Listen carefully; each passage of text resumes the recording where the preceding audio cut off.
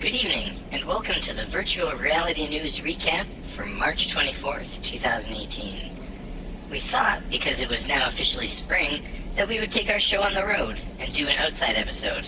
Unfortunately, our location scout is an idiot, and here we are. Apparently the travel budget doesn't have enough to get us back to the studio or to a warmer location. Hey, I'm the one in the snowbank. That is true. Okay, so right off the bat, I want to talk about the HTC Vive Pro. The price? That specifically, yes. So the HTC Vive Pro became available for pre-order this week at a price of $800 American. And for that $800, you get the headset, the head-mounted display. That's it. You don't get the controllers or the base station, which are required to actually get it running. The only people I could see HTC targeting with that price are power users that already own an HTC Vive and are looking for an upgrade. Don't get me wrong, I recognize that it was an upgrade, and I think the Vive needed it. Its displays were getting pretty old and needed a bit of a refresh, especially compared to the newer Windows Mixed Reality headsets, but this upgrade only brings the resolution up to equal with those other headsets. It doesn't even surpass them. Yeah, and if you look at the top of the line Windows Mixed Reality headset being about $500 American, and the total cost of the Vive Pro with controllers and base stations being over $1,300, I just don't see how that fits. Well, moving on. The winners of the Viveport Developer Awards have been announced. The developers of the following titles will receive $50,000 US, as well as some extra perks from Vive. The winning titles are Regenesis Arcade Deluxe, the Kremer Collection VR Museum, Overview, Gravity Sketch VR, and The Gallery Episode 2. A big congratulations to all the winners.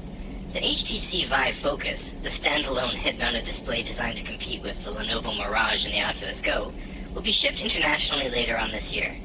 Up until now, the headset was only available in China. The HTC Vive Focus has an AMOLED screen with a combined resolution of 2880 by 1600, a Snapdragon 835 processor, a wireless controller, and will use inside-out tracking. If you're a board game enthusiast, you've likely played the game Settlers of Catan. A virtual reality version of the game, Catan VR, has been released on the Oculus Rift and Gear VR. The game puts the player in front of a virtual version of the board game in a Catan-themed environment where they can play multiplayer against up to 3 friends or single player against 3 AI opponents. Okay, before we touch on our last article of the evening, what have you been playing this week? I played The American Dream.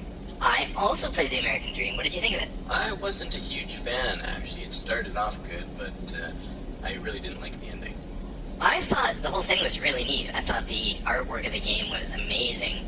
It was kind of like if the NRA had designed a ride for Disney. Think like It's a Small World, but with guns. And yeah, the end got a little bit weird, but...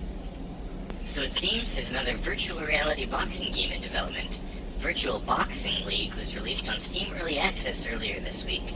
The game advertises itself as real skill-based VR boxing and has 246 Steam achievements to start.